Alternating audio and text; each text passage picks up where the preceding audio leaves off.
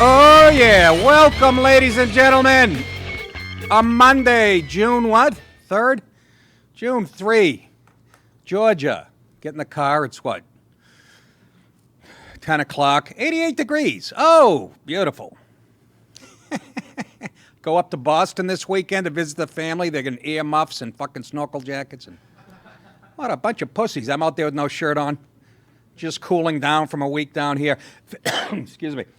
This episode of the Nick DiPaolo Show brought to you by InfiniteCBD.com. They offer the cleanest, healthiest, and purest forms of CBD available. CBD is derived from hemp, as you know, hemp plants. It gives you all the benefits of marijuana without getting high. And here's why I recommend Infinite CBD. Infinite CBD uses a double extraction method followed by refining the CBD. The end result, Infinite CBD products are over 99% CBD. Other companies use CBD oil, not Infinite CBD. This is the purest CBD you can find and is third-party tested for guaranteed purity. Here's why I like it, okay? Because I'm 57. If I go for a walk, my muscles hurt. They have topical cream that you can rub on. It works. The stuff actually works. That and I'm a terrible sleeper, as you know. So they have gummy bears, which is delicious. I eat them like a heavy chick, and I just pile them in and sleep like a baby. It's really good stuff. I'll tell you, it's the purest stuff.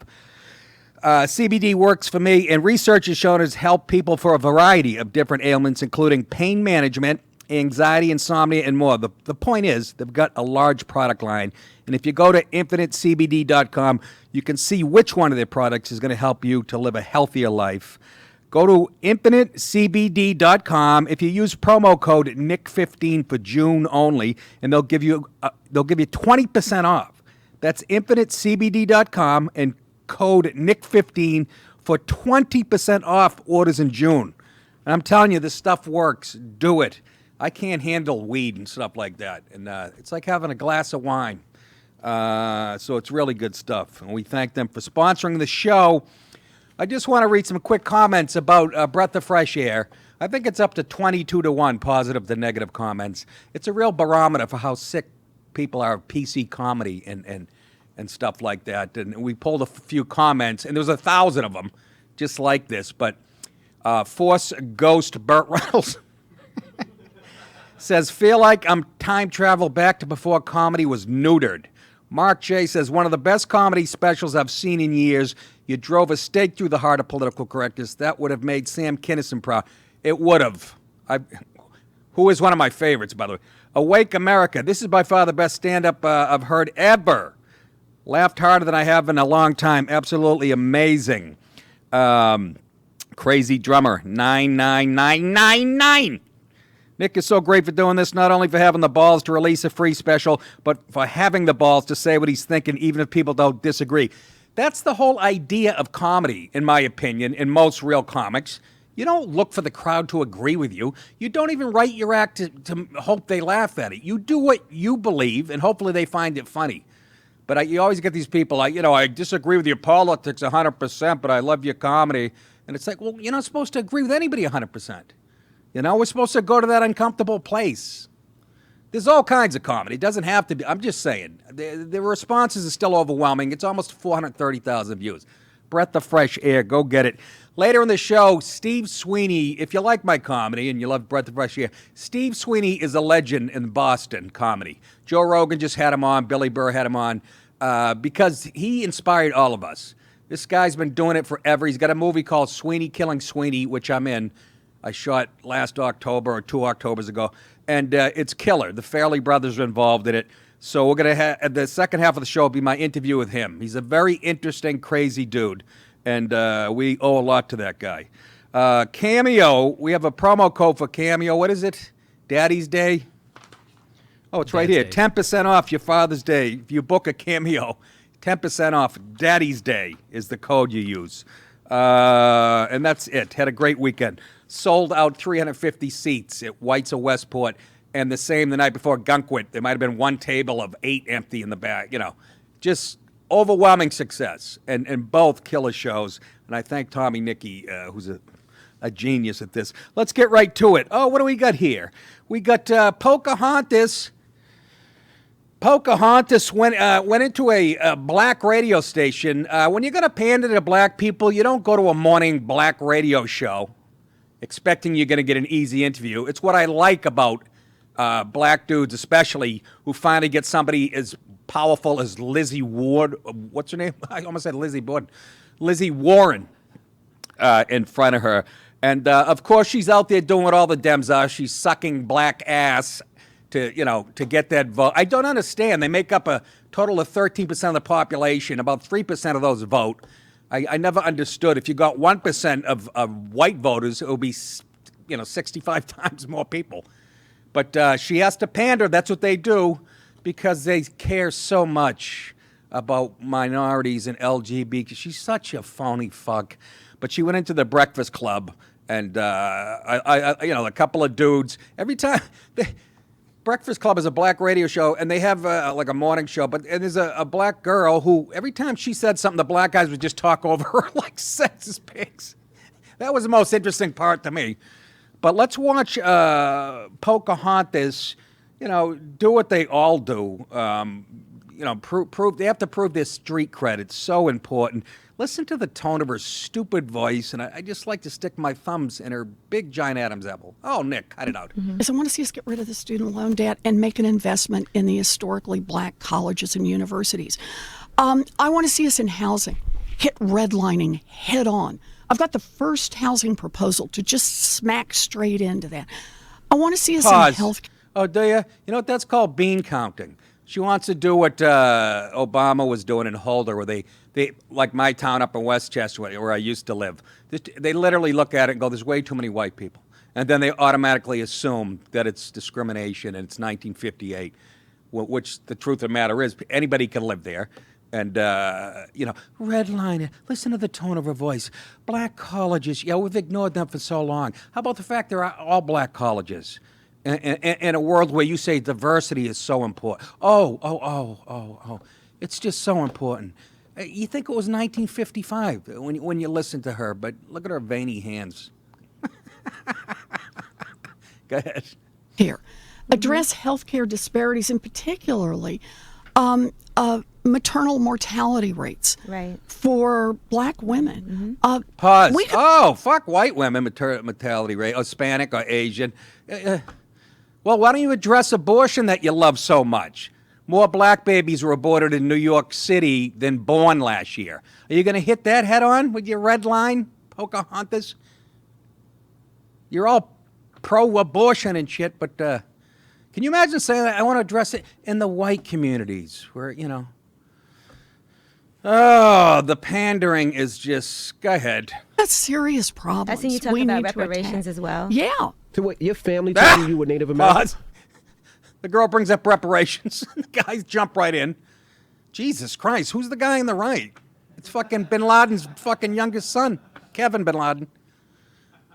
What is he? There's another black dude in there who I love it. He cuts to the chase the way you're supposed to, like me and Patrice, or me and Keith Robinson would get together and no bullshit, cut right to the heart of the matter. Watch her sweat her little Indian ass off. Yeah. Charlamagne tells me I'm Dominican, but I don't believe him. You are. How long this did guy. you hold on to that? Because there was some report that said you were Native American on your Texas bar license, and that you said you were Native American on some documents when you were a professor at Harvard. Like, why'd you do that? So it's what I believe. That's, like I said, it's what I learned from my family. Oh, blame your parents. When did you find out you weren't? Well, when I tasted corn and spit it out. I'm not a person of color. Pause. You're not? I thought you were fucking Ella Fitzgerald listening to you and looking at you. Can you imagine? I'm not a person of color. You used it. It helped you at Harvard. She's going to lie about that, too. Look at him. I love this dude. He ain't having any of it. Go ahead. Citizen of a tribe. And tribal citizenship is an important distinction. That's for Jewish people. And not something I am. So. You're not part of a tribe? Was there any benefits to that? No. Boston Globe did a full investigation. Pause. The Boston Globe did a full investigation.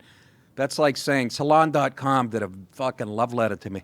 Oh, the Boston Globe didn't find it benefited you. You lying, skinny, titless wonder. Next. affected, nothing about my family ever affected any job I ever got. Fucking liar. You didn't get a discount in college. You kind of like the original Rachel Dolezal a little bit. Rachel Dolezal, a white woman pretending to be black. She didn't even know who. This is what I learned from my... Rachel Dolezal, remember her up in Seattle, Washington? She was a white woman pretending to be. She headed up the NAACP. Liz Warren didn't even know who she was. From my reaction, I love this guy. He's cutting right to the chase. He could have just come out and said, "You've been phony about a lot of shit, huh, Blondie?" Look at his brow. Look at his furrow. He wants to headbutt her into next week. Go ahead. My family. Yeah. Yeah. Now, what about for the dreamers out there? You know, for as you see, your president is locking them up and sending them back. What do you say to the dreamers? What's your plan for the dreamers? It's so Bye-bye. heartbreaking to see all these kids that are dying. He said, the president. Pause. Look, they talk over her again. All these kids that are dying. Look how brainwashed this poor girl is. All these kids that are dying. 4 or 5 have died in custody. They show up with diseases, and it's the U.S. Border Patrol's fault. It's racism. It's Breakfast Club, fucking lying club. There's a whole fucking table of liars. This poor girl can't get a word in though. Watch. Go ahead. And too, by the way. Yeah, thanks. He tried you just yeah, now. try me. He tried yeah. you, Miss Liz. Yeah, I got that. Not going there. And all this fear that's being instilled in people that aren't familiar with people of other races and other religions, and people just have this fear of something that's different. Pause. What the fuck? See, she swallowed 8 years of Obama's horseshit. White people, you guys you fear of stuff that's different. Yes, you guys just showed up yesterday, black and brown people, and that's not what we fear. We fear disease. We fear MS-13 pouring over. Jesus, no wonder why they keep talking over this girl. She's semi-retarded. Go ahead. What's the plan for the dreamers? So look, we need I have a big living room. Comprehensive plan here, but for me, we got to protect the dreamers, and they got to have a path to citizenship, and you don't break up their families. Mm-hmm. But it's also true for the people who are here. Pause. Who are, how about and she's not talking about American citizens, she's talking about people that are already here. Doesn't give a fuck about U.S. citizens. That should be your first answer. Yes, we care about dreamers, blah, blah, blah. They had no choice in coming here. Their parents brought them here illegally. By the way, Trump, remember he was going to make a deal? What was it, fucking $800 million? He gave a bigger number, and they turned that down because of Trump derangements. She doesn't mention U.S. citizens once. I got a dad who has Alzheimer's, trying to get him on Medicare. It's almost impossible. Thank God my brother's a genius, jumping through thousands of hoops. But if he snuck in, we should throw my father over the fence right now. Have him land on the San Diego side, and he could get Medicaid instantly. You fuck. Go ahead. Aren't citizens. We got to find a path to citizenship. This makes no sense at all. And we are a country for which immigration is not our weakness, it's our strength. Right. Pause. No shit. We all know that illegal immigration. I love how they just combine those two. Trump still wants immigrants coming, what's your name, Lizzie? He's been saying, he said it last week, on a merit-based system.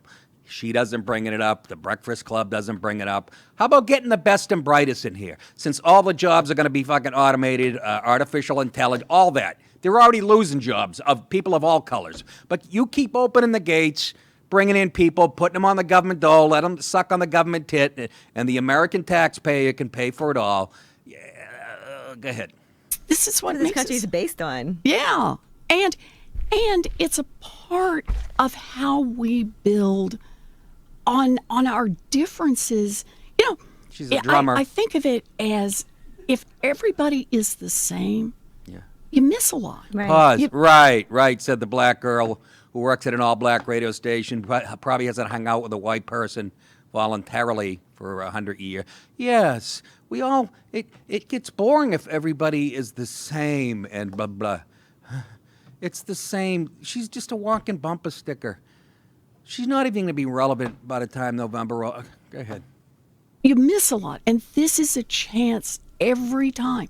The people who come here, whether it's come here fleeing for their lives or come here to try to build something better economically, that's part of what makes us stronger. I went down to the border. It's been, probably about a year ago. Of what, New Jersey and New York? When it first came out about separating mamas from their babies. Yeah, that happened during Obama. Picture an Amazon warehouse. Only it's dirty and it smelled bad. Sort of like your And living I room. walk in, and on the left, it's cage after cage after cage. Pause. Yeah. A couple of years ago, the internet, somebody put out, a right-wing troll put out pictures, remember, of people in cages, and everybody's like, Trump is a fucking animal. Look, he's got kids in cages. And it was from the Obama thing. They're pretending not to know that. Go ahead. Men, about 10 feet wide, about 40 feet deep, toilet back in the corner. And they're just jammed one after another. Sounds after like a another. prison Same in thing on the LA right, only County. Cages of women. Then you walk into the main space. Yeah. Big, and there are beautiful these living room. Huge Flat screen freestanding TV. cages out in the middle. Guatemalan of kids little watching the girls. TV. Jesus. Playing video games. Oh, That and then sounds another awful. freestanding little boys. I talked to the place where the nursing mamas were. Mamas. And I talked to this What are they, one black woman, bears? and she said that she had given a drink of water to a police officer, and somebody had seen it and reported to the gangs that she was helping the cops. Yeah. And they gave the word back to her that someone had told this, and she said, I knew that I'd be killed. Oh my God. And she wraps up her baby in the middle of the night, and they Put her on a plane, run for first the class. border. All right, enough. She's making me sick to my stomach. Ooh, nice touching story. How about the kids that showed up very sick and diseased that we took care of? How about that's not what the Border Patrol's job is? How about we're the most welcoming country on the face of the planet who treats U.S. citizens like dog shit? That's what I got from that. Good luck, though. Good luck with that. We already know you're a liar about your ethnicity and stuff, although the Boston Globe backed up. I don't like you, Lizzie. Liar, whore, and you know it. All right, what's going on? Oh, real quickly, Trump is going to visit the Queen of England. It's not political. It's like a state, they're going to welcome him.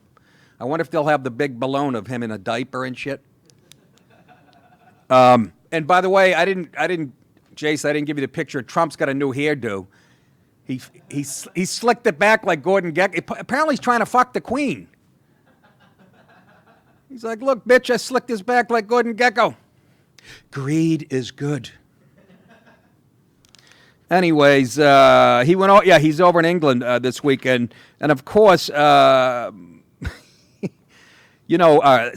Khan is the mayor of London, and he's doing a horseshit job. And he actually trashed Trump in a left-wing paper, The Observer, I guess it was last Sunday, writing the day before the state visit was due to begin. Khan compared Trump to the most fascist and authoritarian leaders of the past century. Just another shithead. Fuck you! Fuck you! Replying in kind, Mr. Trump pointed to Khan's poor record as mayor, which has seen crime, particularly violent crime and murder, soar, and suggested the Labour Party politician spend more time doing his job properly rather than attacking the leaders of key British allies. The president also said the mayor had been foolish, was a stone-cold loser. Durka, Muhammad Jihad. Haka Sherpa Sherpa, Bacala. And was much like the very dumb and incompetent New York Mayor de Blasio. That's an insult to Khan as much as I hate him. De Blasio makes Khan look like a right-winger, okay? So, by all accounts, has done a terrible job as mayor of London, been foolishly nasty to the visiting president of the U.S., by far the most important ally of the U.K. He's a stone-cold loser who should focus on crime in London. I love this crazy motherfucker.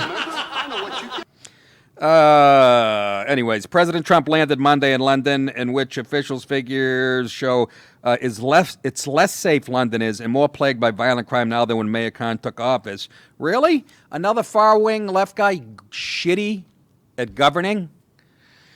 Surprise, surprise. According to the review of police and other figures under Mayor Khan, knife crime. They're going backwards. Knife crime. And pitchfork crime is up, and butter knife crime, and hand grenade tossing, and knife crime's up by 52%, robbery by 59%, gun crime by 30%, perhaps most damningly, homicides have risen by 24%, and now are at the highest over a decade. Sounds like Baltimore and St. Louis. You ought to come over here. You'd win hands down. Khan also grabbed negative headlines in 2016 when in response to a terror attack. Listen to what he said. He responded casually that terror is, and I quote, part and parcel of living in a great global city. Is you've got to be prepared for these things. You've got to be vigilant. Actually accepting it. There's the difference between our country, at least for another few years, and places over there. Even our ally, the UK. They have no-go zones. They just too chicken to defend their own culture, and they elect a guy named Khan. How did they win Brexit when people elected a guy like Khan? I don't even fucking. I don't understand.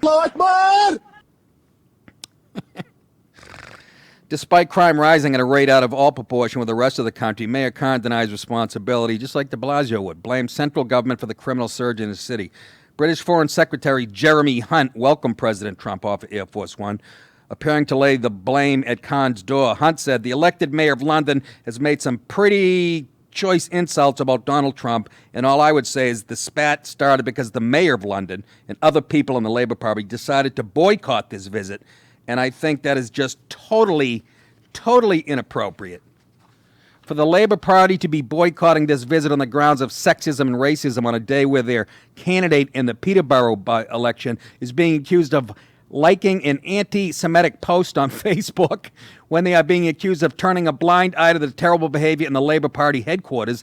This is about virtue signaling on Labour's behalf. This isn't about any position of principle at all. Khan also likened Trump to the 1930s dictators, 70s military juntas, Putin, Kim Jong-un. You sure this wasn't Rachel Maddow? Or fucking Wolf Blitzer? Are you sure you're talking? And said it was un-British to offer a welcome to what he called the global threat president of the United States. Mayor Khan, you are a total fucking failure. Trump didn't have to tell you that. Your people know. But they're afraid if they didn't vote you in, they would be labeled bigoted and racist because it is the home of white people, the home of the motherland, the UK, which I just like Trump that he goes after people and punches back. I'm petty like that myself. I get into it with a goddamn JetBlue flight attendant real quick. She was a gay woman, older, which has nothing to do with it. She, again, looked like me, had a nice tan, gray hair. And the plane was delayed almost 3 hours, leaving Savannah. I can't catch a break lately, and I'm getting fidgety. I go, can I have a drink? Can I? And she goes, I can't sell alcohol. We're on the ground. And I said, really? When we need it most, you can't sell alcohol? And then she hits me with a Helen Keller quote. She saw I was getting fidgety, sitting in my seat. She goes, listen, Helen Keller said, and I have no idea what it had to do with me complaining about them, but she goes, Helen Keller said that life is a daring journey. If it isn't, it's nothing at all. And I'm like, yeah, well, for Helen Keller, walking from the living room to the kitchen was a daring journey. If you're going to wax philosophical about life, why don't you quote somebody, you know, whose life isn't in jeopardy when they approach a staircase or try to deep fry a turkey? She actually showed me the quote on her iPad and shit. Only I could get into it with a... I tried to be nice. Let's get to the Hillary Clinton. Hillary Clinton to serve as keynote speaker at what? At what, folks? At Cyber Defense fucking Summit.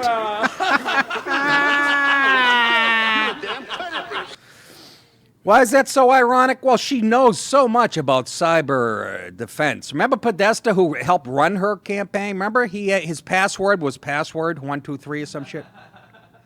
Let's get an opinion from that group. Can you imagine? Of course, she's doing it because she's still blaming the cyber attacks and her losing. So, yeah, she's going to be the keynote speaker at the summit in 2019.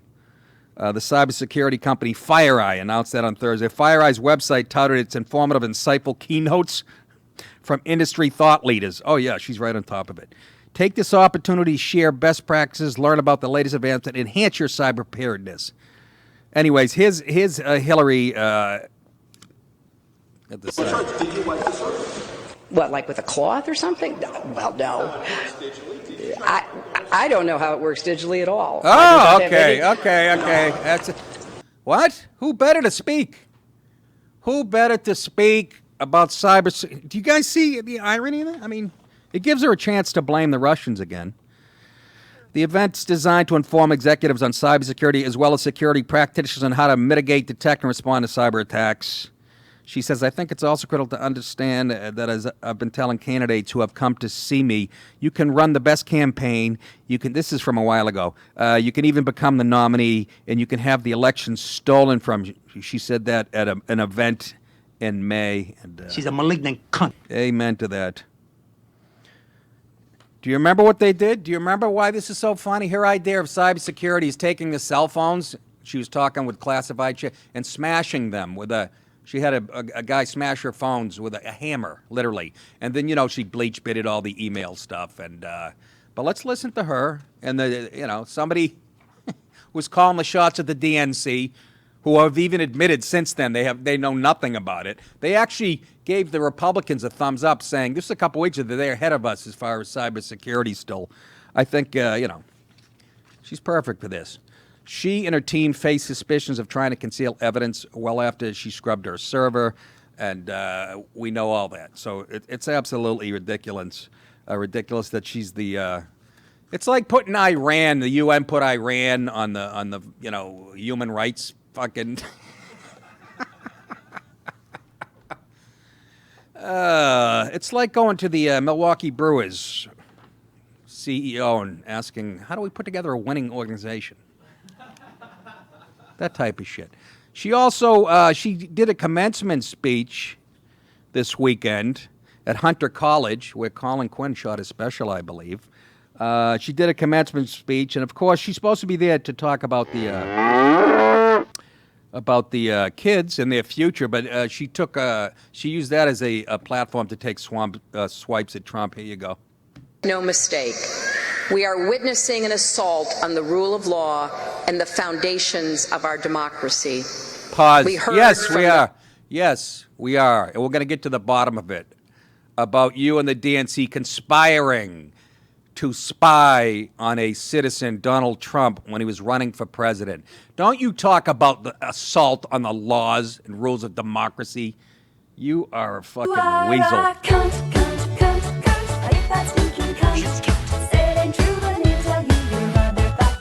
Go ahead.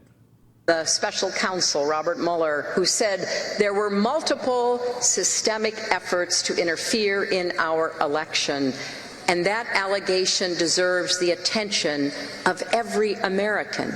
Look at the people behind her. They're bored with it. These are her fans. Did you see the looks on the kids' faces? You're here to talk about our future. This isn't a political speech, you fucking hack. Go away. I can't wait till I put on CNN one morning and there's a house and a pair of red ruby slippers sticking out of the foundation. Look at they are sick of it. These young girls, by the way, they don't even like her. They don't see her as a feminist. They see her as somebody who blew a guy who was very smart and hooked up with him at Yale and fucking was dragged, up the ladder by a man. Do you see any happy faces back there? I see a girl in the corner's actually shooting heroin. Oh, I can't take it. Go ahead. Yeah, that's enough of that horse poo-poo. But, yeah, she's all over the place. Real quick, folks, nickdip.com. Like I said, this weekend was a smashing success, thanks to my fans. And had a great time. Dates, you can get them at nickdip.com, but let me read them for people who are just listening to the audio. This Thursday night, that's right, I got to get back on a plane again. I didn't get into showbiz to work. This Tommy guy's a real ball buster, I'll tell you. Fat Black Pussycat in New York City. That's right around the corner from the Comedy Cellar. The next night, I'll be at Steel Stacks in Bethlehem, Pennsylvania. That's Friday, June 7th. Saturday, August 10th, Newtown Theater, Newtown, Pennsylvania. Friday and Saturday, August 16th and 17th, Helium Comedy Club in Philadelphia. Thursday, October 10th, Levity Live at Nyack, New York. Friday, November 15th, the Cortland Repertory Theater, Cortland, New York. Saturday, November 16th, Comedy Works, Saratoga Springs, New York. New Year's Eve, Tarrytown Music Hall. Oh, that's a great gig. Cannot wait. That's Tarrytown, New York. We've moved the Ridgefield Playhouse date. It's now January 24th of 2020. Ridgefield Playhouse. What? What's the matter? The whole 2020 thing freaks me out. Does it? You're a young kid. Think about how it freaks me out. I remember being at a New Year's Eve party in high school. I am not shitting you. That's, let me see, I was in high school 1980, so I would have been 18, and I'm going, I'm doing math in my head. When the year 2000, new millennium comes, I'm going to be 38 years old. We're fucking almost 20 years past that. What's it all mean, folks? God, tell me why I'm here.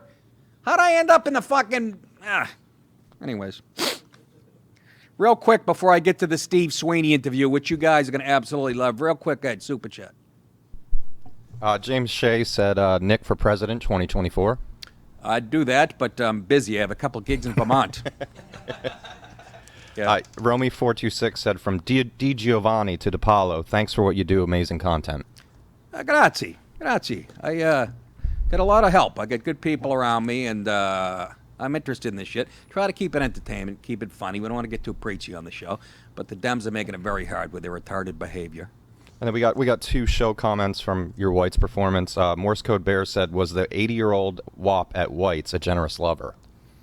Oh, there was the handsome... No, there was an old guy at the front table, right? He must have looked 65, 68. Guy was 81. He had less wrinkles. I'm not shitting you. No face work, just that greasy olive oil skin. Thick head of white hair. And I'm like, he's 81, and he's with, I go, is that your wife? She goes, I'm his girlfriend. I go, I go, how old are you? She's like 80. I go, see, young pussy keeps you looking young. And anything else? We got Mike Rossi said, great show Saturday night. And then I got two from Bullet Shepherd. He said, headline, Trump goes 1776 on Islamo Redcoat Khan. And he also said Hillary what any of that means. What the fuck does that mean? It was poetic. It was poetic. Okay, thank you. And then Hillary to cybersecurity is what Skynet is to robots. That's a Terminator thing. Okay, there you go. Again, guys, I'm 57. You know, fucking lay something on me from The Godfather 2, I'll get it. Or Porky's. But thank you, guys. Super chats. Rich, write those down, please. Jason, make a mental note. All righty. Let's show one more thing. Kamala Harris, Kamala they call her. I don't know why. She was giving a speech on, gender pay gap. Are we still keeping that myth alive? Gender pay. Look, when you just take women's jobs versus men's jobs, there is a gap. But when you figure in stuff that's kind of important, like education, years at the job, blah, blah, blah, the women actually come out a couple cents ahead. How many times are we're gonna keep this myth alive? But what happens is she's speaking about this, and then some environmental fucking animal-loving wacko lefty, looks like a young George Carlin, puts in his 2 cents. Your first big idea on the gender pay gap. Not everyone works for a corporation. Yes. And a big...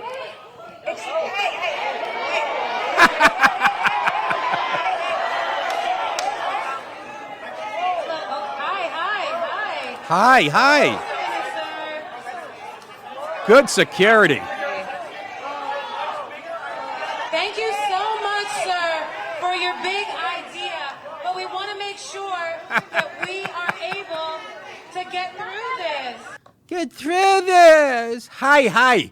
Somebody charges the stage could actually shot or stabbed them. Their response is, hi. Who's in charge of security? Hillary? Hi, you here to cut my head off? Hi. And he was a dick, too. I don't condone this on either side, but it does feel good, I admit, to see somebody doing it to a lefty. At least she didn't get hit in the face with a fucking milkshake or, a battery pie or whatever. Big ideas for him. Interrupted. Guy jumped on stage. The guy says, I'm asking for your attention for a much bigger idea. His last name was Cook, said into the microphone before it was taken from him. Event staff, along with Harris' husband, Douglas Emhoff. He didn't jump in too quick. Eventually removed Cook from the stage. Yeah, he was, Cook was not arrested or charged with a crime. There you go. Don't arrest him or charge him with a crime. You wonder why it's going to happen again? Why not give him a blue ribbon or a trophy for having some balls to pull? Of course, this is Rolling Stone magazine, and what's their big take? But he was a dope, the kid. Like I said, I'm not condoning. I'm a fucking idiot. That was his quote after the... I'm a fucking idiot. Oh, don't go too hard on yourself there, fella. When the Guardian's Lois Beckett asked whether Cook had considered the optics of literally taking the microphone away from a woman of color. It's all right to do it if a young black girl pulls it out of Bernie Sanders' hand or that's all fine and good. But to take the voice away from a black woman, because they never get to speak in our society. I mean, they're silent. Hello, Stacey Abrams.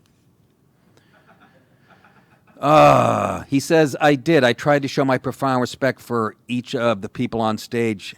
And the guy writing the article goes, sorry, dude, but no, you, a white male, can't say you're showing respect when you are literally stealing the microphone from a woman of color who's talking about gender discrimination to mansplain animal rights to her. That's how they see it at the Rolling Stone. You know, the magazine that put out the whole fake rape story at the fraternity in Virginia, and that's how they see it. Not that she could have been in danger and shit. Again, a woman of color is just a fucking victim, and it's the white males that are the problem. Oh, my aching stem. It's all right to do it to other people. Okay. That's enough of that shit. Speaking of white males, privileged and crazy, I started comedy in Boston. You guys know I'm from that area. And the reason I did is I wandered into Boston in high school on a hot summer night, saw a guy named Steve Sweeney on stage at Stitch's Comedy Club, who absolutely was the king of Boston comedy and as funny as anybody, everything you want in a comic. Little nuts, liked his booze, liked his drugs. I mean, he does a lot of local stuff, but I've never seen a guy kill like this. He inspired Louis C.K. He inspired Billy Burr, Joey Rogan, Dane Cook, all of us. Him and Lenny Clark and a few other guys, but Steve was the king. He finally got a break. We shot a movie called Sweeney Killing Sweeney, and it's a great flick. I suggest you guys check it out. Here's my interview with Steve. We'll run it's about a half hour, and I absolutely love this guy, and I thank him for helping me choose his profession, I think. Here you go, Steve Sweeney. Right now, ladies and gentlemen, if you're a fan of Louis C.K., Billy Burr, Joe Rogan, myself, Dennis Leary, this guy was our inspiration, Mr. Steve Sweeney, the godfather of Boston comedy. He's the reason we all got into it. I've never seen a guy kill harder in my life to this day when I first walked into Stitch's Comedy Club. He has a movie that the Farrelly brothers are involved in that's out. It's already out. Sweeney Killing Sweeney. Please welcome a legend, not just a Boston, not just a Boston legend, a comedy legend, Steve Sweeney. Stevie boy, what's going on? Listen, I got to tell you, I've actually done all of you guys' podcasts. I didn't even know what it was, a podcast. You know, it's something to do with a pond or whatever. But I got to tell you, I am so proud of you because, you know what's a weird thing when I meet guys that know you, Nick? Yes, sir. They try to be you. Like, I'll say, if they're Jewish. I'm a friend of Nick DiPaolo's. And I say, yeah, Nick's a great guy. And then they'll go, he's a fucking asshole, you know, because they know you. And they're trying to be funny, but they're not you. Yeah. It's like Nick without the humor. Yeah, I don't see that story helping this show at all. But, you know. Well, whatever I can do to. All right, let me. If you're a white guy and you're defending, no, this is all your friends on the North Shore. They talk like you. They're fucking assholes, okay? They're fucking living with their parents. They have the balls to go out on their own, so they can kiss my ass. They love you, but they don't know how to say it. I love you, and I know how to say it. Exactly right. Steve, I told this, we tried to do this, and we had some technical problems before, but I got to tell this story. I was a bar back at Stitch's Comedy Club in Boston. First of all, my buddy Murph calls me. We were still in high school. He said, let's go into this city and see Steve Sweeney, you were big on radio doing Mayor Flynn and stuff. We went in on a hot summer night into Stitch's, and it was your show, and we were just blown away. You actually picked on me. I was sitting in the audience. You're like, look at this pretty fucking boy. You made some Italian reference, and I just sat there scared as shit. But I left that night going, oh, my God. I said, this is the funniest person I've ever seen, and I wanted to do it. Went to college, came home, had a day job, still wanted to pursue comedy. Eventually did an open mic or two. I was walking down the street on St. Patrick's Day. I still wasn't a comic yet. I was a bar back. I'm thinking about Steve Sweeney. I'm drunk. I got lost on the T. I was over on Huntington Avenue. I'm thinking about Steve Sweeney because I want to get into literally thinking about him. Who comes wandering out of a bar, which I know that doesn't sound that unusual, a guy named Sweeney in Boston coming out of a bar on St. Patrick's Day. Right. But you literally come out on the sidewalk. We bump into each other. It was like if you wanted to be a baseball player and Ted Williams showed up at your house. It was the oddest thing. I don't know if I believe in God or not, but that's one of the times I'm like, oh my God, this might be meant to be. And we went in, you bought me a Guinness beer, he swelled that, and it was unbelievable. You know what, Nick? I always remembered you for two reasons. You're a very funny guy, you're a good guy, but you're also a great audience. And like comedians, we love people that will laugh at us, right? That's exactly right. No, but I suspect underneath, because I've been on your other show when you were on that other thing. Yep. I suspect underneath this very masculine, beautiful exterior, if I could say that, there's a very sensitive, not exactly feminine, but something underneath. Hey, I'll show you what I'm wearing underneath these jeans. Can I try a concept out on you? Go ahead, Dr. Sweeney. I don't know about you, but I'm overly sensitive. I take everything the wrong way. Me too. Thin-skinned. Thin-skinned, but that has given me the ability to like come back at people. You know what I mean? You just hit it on the head. I've thought this in my head a million times when people ask me about being a comic, and it's exactly right because your radar is always up. You're almost a little paranoid.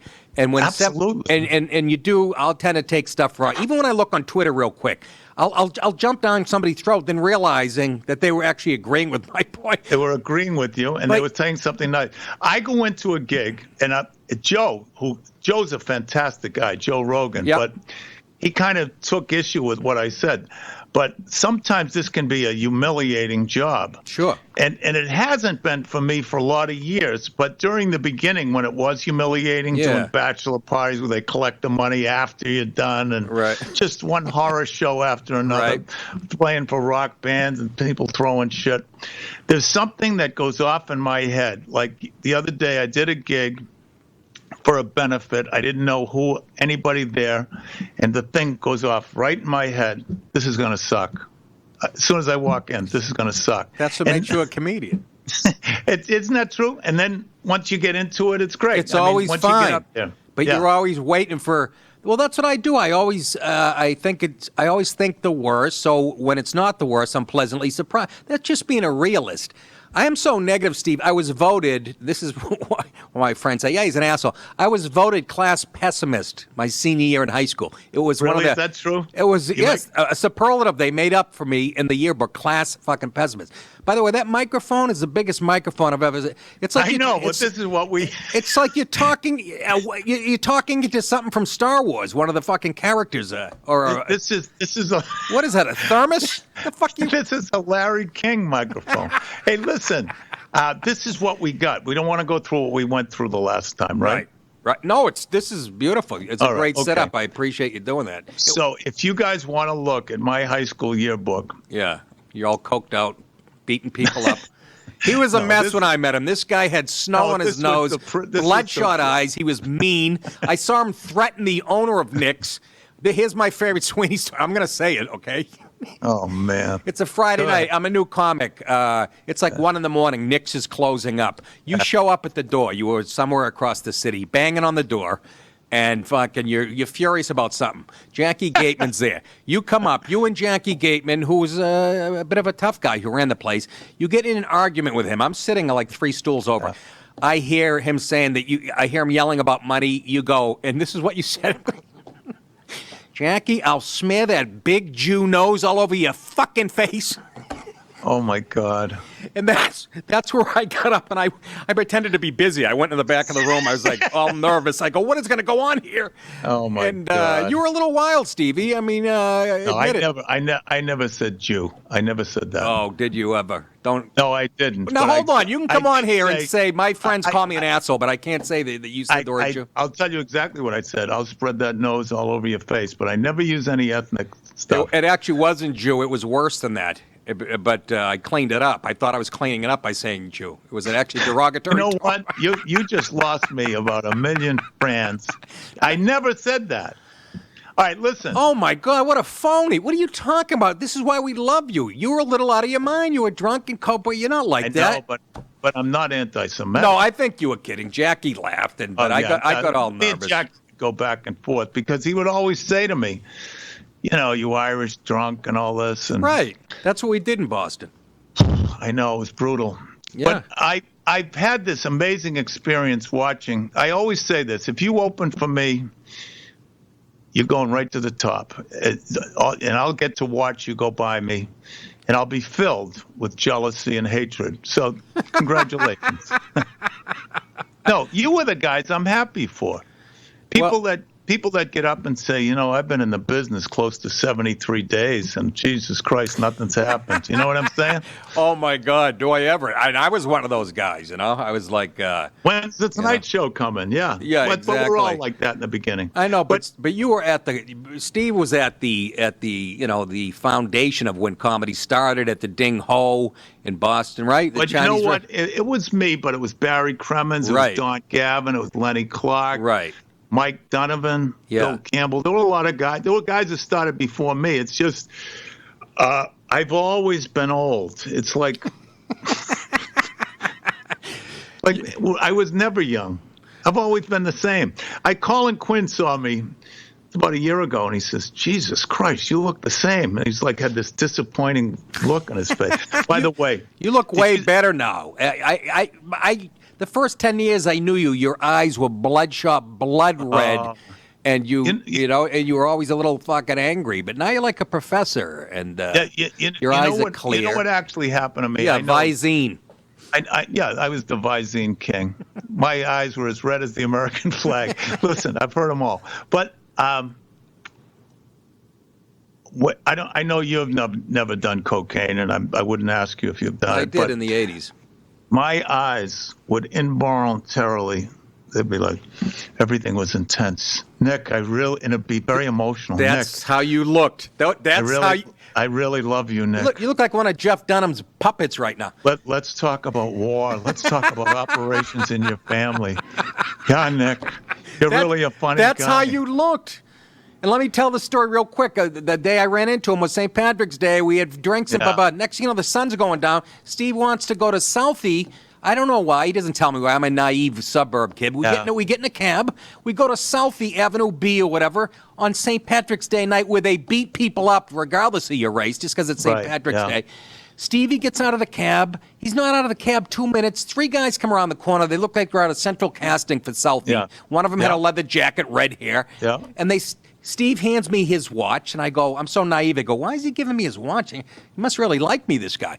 And then these guys start chasing him up the street, and the cab driver takes off, and I'm yelling at the cab driver, you can't leave him here. And he's like, I'm not going to get this shit kicked out of me.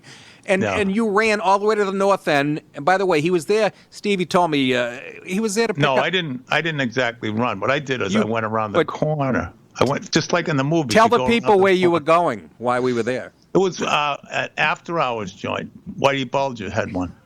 A Whitey Bulger after-hours joint. It was quite an event.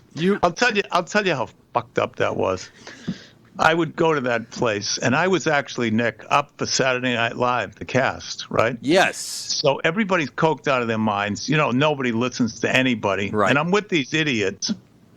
And I said, I'm up for Saturday Night Live. I want to get one of those T-shirts. I know, but I'm actually up for the show.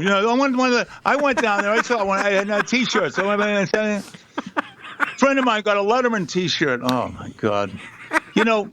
That was you ran all the way to the north end, and you had like dress shoes on. I remember. I didn't run. I keep telling you. Oh, you didn't run? Oh, I went around the corner, waited for them, then waited for this other guy. He was going to help me, and it turned into this sort of thing. But anyways, you didn't get SNL. No, what happened was, if I can put the pieces together of that evening. That's going to be hard. You disappeared, which was a good move, actually. You keep implying that, and I didn't. I did just the opposite. Then Monday morning, he sees me at Stitches. Monday night, I'm a bar back. He punches me in the chest. Said, you left me for dead, you little guinea bastard. And I'm like, what are you talking about? You're making me sound like this. You were a fucking monster. You were a green monster. You're making me sound like this racist bastard. It was an Irish guy from Southie. Why would I fucking imply that? I know. Nick, Now, we as Nick DiPaolo fans, and I really mean that. I know you do. You know why I like you? Because you're so different from what I do. Like Stephen Wright, you know what I mean? He's got his own world, and you've got your own thing that you do. Right. But when I called you, yeah, and you were at the airport, and you said, I'm leaving. I'm actually moving to Georgia. Yeah. I thought for sure it was a divorce or something. Or you had flipped, or you're going to a mental institution, or something. People are still saying that. They're going, what are you? Is your wife from Georgia? No, she's not. She had relatives down here, that I've never met years and years ago, or her grandfather, or whatever, but who's passed away, or whatever. But, why did you pick Georgia? Because it's very cool and there's no humidity in the summertime. No, Isn't it incredible? I was down there in Virginia, and I went to one of these Civil War sites. Yeah. And you grew up in the North, you said Civil War, yeah, it was in the textbooks, whatever. Yeah. But when you're down south, you realize, oh my God, they fought here. Right. And in you my can see why people still kind of feel it. Yeah, absolutely. It's but here's the other thing, Stevie. For I have this right wing, whatever the hell, I moved to a town that's 55% black and 39% white. And the people are much more integrated down here. You don't feel there's not that underlying tension like when you're in Boston and New York between the liberal cities that, have been fucked up by liberal politicians trying to handle the race issue for the last 40 years. That have butchered it completely. Down here, blacks and whites, you see older black and white people having dinner together, having bread. You don't see that up north. I just absolutely love this town. It's just I had a guy across the street from where I live. Excuse me for cutting you off. And he was from South Carolina. He was just visiting. And I had this little pleasant conversation. And he said to me, "You have a nice day." And he meant it. It was like, the fuck is wrong with this guy? I figured he just out of the nut house. He says, no. And he was like sincerely wanted me to have a nice day. It's pleasant. Pleasant, absolutely. And the taxes away. I was playing. I was living in New York City, Westchester County. I was getting raped tax-wise, and the city's a mess now. And it's much. Me. I'm like you. I'm a high-strung Bostonian. I need my life simplified. I don't want to be in traffic. I'm always in a rush. If I go to a Dairy Queen and there's two, I got this from my dad when we were kids. We go to Dairy Queen. If there were two people in line, he goes, "We're not going in there." He'd fucking blow right by it. And that's how I am. And people, it's nice down here. I drive to work. There's no traffic. There's 3 cars. And I go to the airport later today. I'm going to the airport. It takes me 19 minutes as opposed to an hour in New York City. I can park anywhere I want. I'm at that age. You know what I said on the radio today? Because I have my own show. Yeah. You want to talk about an old crank. Now, the Bruins have the potential to win the Stanley Cup, which would mean the Red Sox, the Patriots, and the Bruins. That's right. And all I can say is, Jesus Christ, another freaking parade?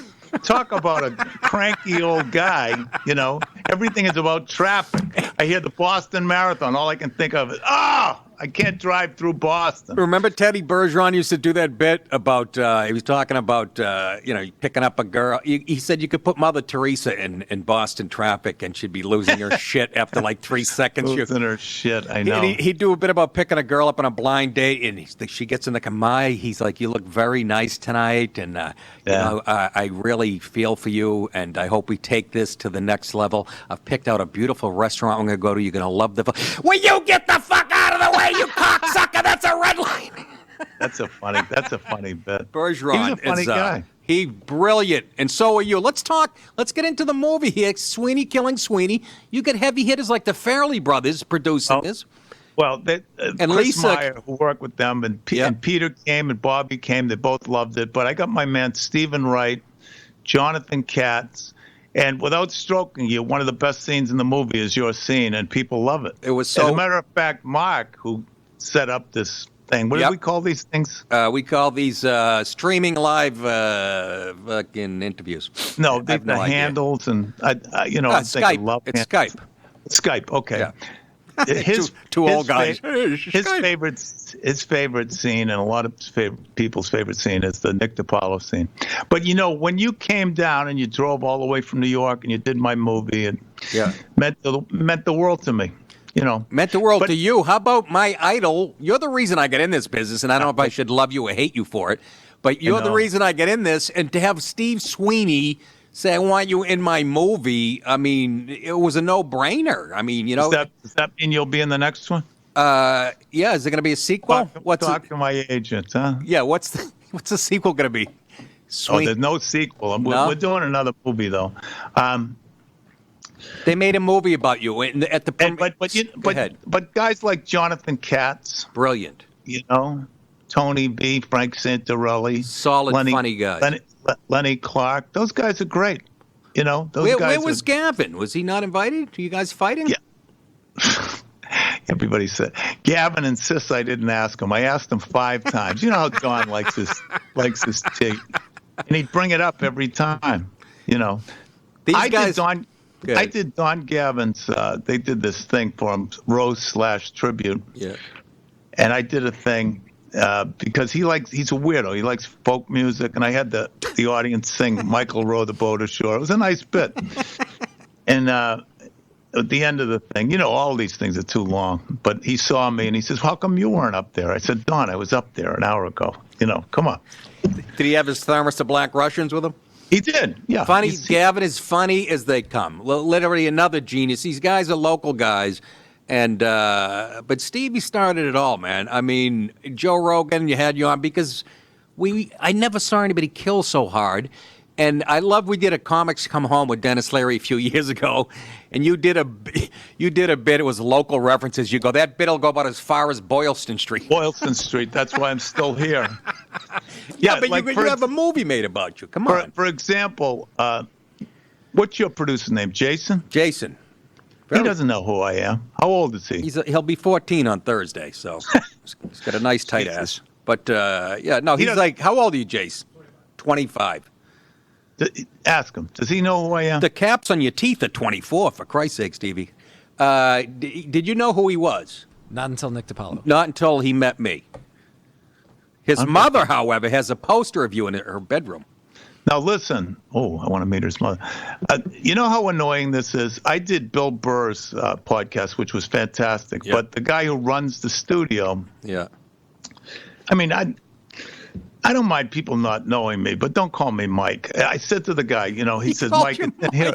I said, listen, it's Steve. Bill used to open for me. He says, oh, yeah, okay. And then his assistant called me Mike. And I said, this is getting a little much. At least get the name right. So take a page from them, Jason. I called him something else the other day. I called him Tommy. Tommy. But, you know, getting back to the drinking. Yeah. This slow motion of Nancy Pelosi. Yes. You know, where she sounds like she's drunk. If you watch it, she kind of turns into Keith Richards, you know. Well, you know, Donald Trump and then Mick Jagger. Isn't that true?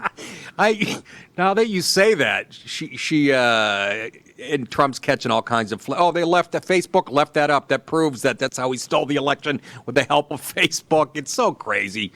But politically, hey, how about this? How about these guys that no longer wear jackets, like Pete Buttigieg, and you know they wear the shirts, so now they're showing they're hardworking guys. And I know there's such phony.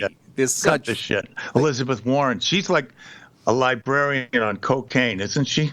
Just picture her, you know. This is the science fiction section. Ooh, get out of the mystery section. She seems like someone you'd vote for, though, because she's from Cambridge. She's a real hippie. She seems like I'm going to tell you a true story. How do you vote, Steve? I lean both ways, actually. Not sexually. How do you vote? I know, but I'm going to tell you Elizabeth Warren's story. Because I was banned from the Quincy St. Patrick's Day celebration for saying this. She got up. I can't stand her, number one. Right. Scott Brown happens to be a friend of mine. That's irrelevant. I like but that she guy. got up, and she tried to be funny, whatever. So I got up after her, about 500 people there, and I said, sorry I'm late. When Elizabeth was up, I was shooting heroin in the parking lot up my ass because every word she says just... And that was it for me. They booted you?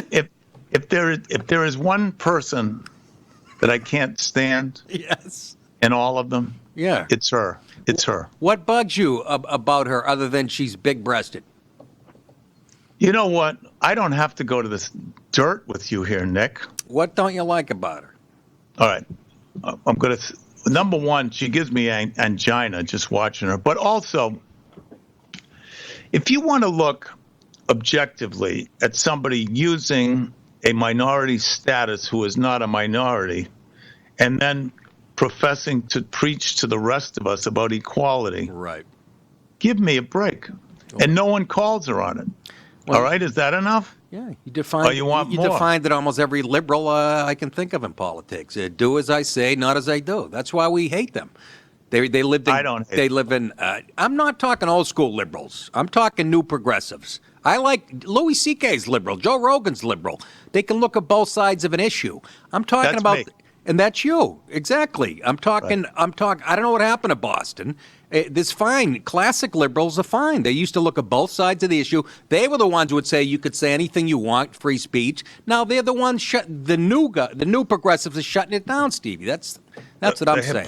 The hypocrisy is unbelievable. But you know what? Yeah.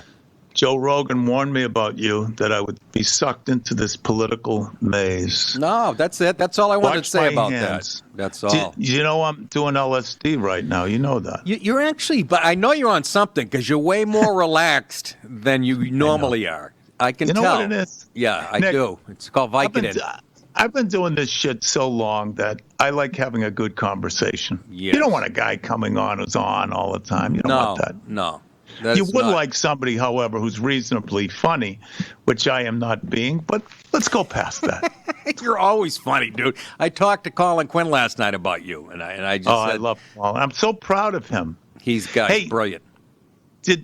Your producer's name is Jason, isn't it? I think so. I called him Jack a few days ago. But is he laughing at any of this shit? He's laughing at all of it. Anything that's come out of your mouth. He says you look like Elizabeth Warren with a goatee.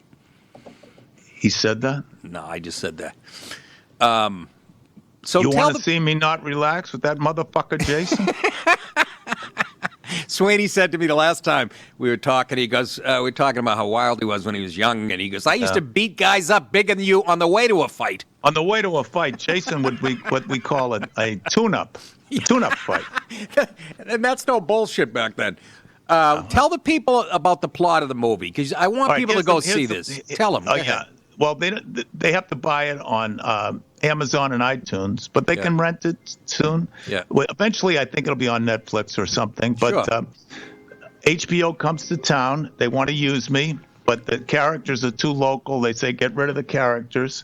So my characters try to kill me. Then I go to my friends for advice. One of whom, Stephen Wright, I think this is interesting. I said, Stephen, will you do the movie? He said, yep, I'll do it.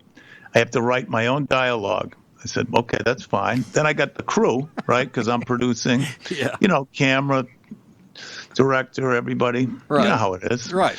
And then Stephen calls me. He said, meet me in the parking lot across from Walden Pond. Okay, boys, we're in South Boston. We got to go where he says, and he comes out of the woods, and he does his whole thing. Boy, what an honor, though, to get him in it. He doesn't do it. He doesn't do movies. He could do movies. He gets offered movies. He doesn't do them. He picked the location for her scene, too? Absolutely. He picked the location. He was in the woods near his house. I wish you let me do that. He picked the location, and he picked his own dialogue. And it was really funny. Guys like us, we admire people who did it their own way. Right. And that is definitely him. Oh, absolutely. I hung out with him for almost 2 weeks. Horace and Pete. Louis C.K. did this Horace and Pete thing. It was almost like a live play that he filmed. Brilliant series with Edie Falco and with Steve Buscemi and Jessica Lange and Alan Alda. I got to actually work with these people. You got to see it, Steve. It's based on an Irish bard that's handed down from generation. It's dark, it's mean, it's funny. And, Stephen Wright and me hung out for almost 2 weeks. And he would laugh at everything coming out of my mouth, and he would make me laugh. And he's such a nice, down-to-earth, brilliant, funny. Boston is loaded with it. You got to be on. I mean, come on. Stephen Wright, you, Lenny Clark, Jay Leno, Conan O'Brien, Louis C.K., Dane Cook, Billy Burr. It goes on and on. You know who I hung out with that was one of the joys of my life? I hung out with Gabor. Zsa Zsa, yeah. That was nice, the first night. And then after that, no sleep. She had restless legs, and I said, get out. Peter Falk. Yes. Can I Peter Falk. Now, did I tell you the story about Peter Falk? Do you know the town that I lived in New York that I just moved from? Yeah. There's a street called Peter Falk Way. He grew up about a mile from the house. Beautiful guy. And very different than what you would think. So I did this movie with him. Yeah. Did I tell you this story? I'm going to tell you again. I don't know. So I did this movie. It's called The Money Kings on video. You should get it. It's a good movie. 3-week shoot. During the week, I'm doing the movie. And then the weekends, I'm going to the freaking Kowloon and Saugus, right, to tell jokes. So I'm going from everything to Chinese restaurant. Yeah. So he was watching this, and we would have great conversations about football, whatever. Right. And then at the end of the shoot, he says to me, you know, I've been in this business a long time. I've met a lot of people, Sweeney, and I got to tell you, you by far are the most fucked up human being that I have ever met in my life. Yeah.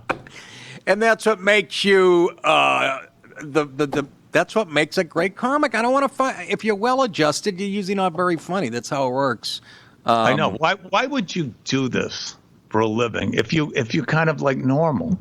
Why would you do it? I can see it as a hobby, but I'll tell you why. It's extraordinary. Well, somebody asked me why I did comedy, and somebody told me when I was like 14 years old and I started to get interested in girls. They said if you can make a girl laugh, you can make her do anything.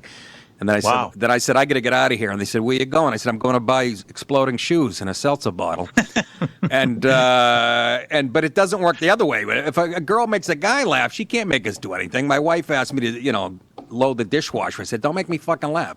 But that's why I got into it. And no, but you're right. There's something a little, and it sounds cliche, but there's something a little off when you say, I want to get in front of strangers and, hey, look at me, I'm fucking funny. You didn't get enough attention. I was the middle child. I don't think I got enough attention.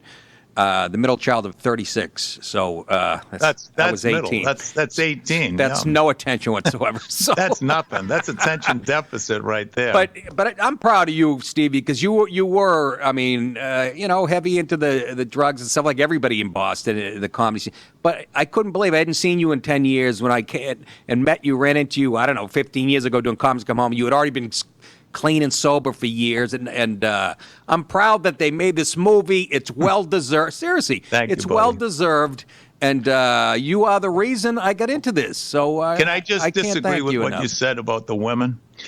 My experience is, George Carlin said this, by the way. He said, for a woman to go home with a comedian, it's like going home with the monkey with a hurdy-gurdy birth guy. It's like like I went out with a woman. I swear to God, it was like an hour into it. When are you gonna? And I hit beautiful girl, horrible Boston accent. Yeah. When are you gonna be funny? Jesus, when are you gonna start being funny? Or they do your lines while you're eating. Just horrible. When am I going to stop being funny? When I take my pants off, you'll be laughing your balls off. Not me. When my pants go down, so many women have said to me, wow, I can't believe you're white. That's because you have black nylons on. Boom. We're going now. We're cooking. Listen, so I know you have followers. The first time I heard that word, I was on the set for The Equalizer, and this kid said, well, no cell phone. I said, what about my followers? I said, what is this, like Jesus? And it's a cult? And then I realized, people have these followers. It is. So if you could put out to your followers that people can buy this movie on Amazon and iTunes. And Nick DiPaolo's got a great scene in it, and that would be great if you could do that. And I'm not saying this because this guy's one of my idols. It's a funny. Bill Broadus wrote it, one of the best writers in Boston comedy history. And Lisa did a kick-ass job directing it. Steve, like you said, Stephen Wright, Jonathan Katz, Lenny Lisa Clark, Mola, Bobby Slayton. Jordan as an actress and Sharon Smart. And it's funny. Sharon Smith, and Christina. Yeah, and you don't have to be familiar with Steve's work to love it. It's really funny. Please order it. And thank you, Stevie. Thank you. Hey, you just went to shake, and I went like this. No, I just went. And I realized we're not right here. Stevie, good seeing you again. Hey, that was the great Steve Sweeney. Again, we us Boston comics, he led the way. And go see Sweeney killing Sweeney. You'll laugh your ass off. And I thank him for letting us do that interview. That's about it. That is it, folks. Cameo.com. Don't forget to go there. I had 3 of them this weekend, where if you want me to send a mean video to a friend or a nice video to your Grammy, whoever, be glad to make or ruin their day. Go to Cameo.com, click on it, fill out the information, and that is about it. We have a Daddy's Day 10% off, too. So that's it for today, folks. Thank you so much. Again, remember, you think it, I will say it. You're very welcome. I'll see you guys on Patreon.com tomorrow. Take care of yourselves.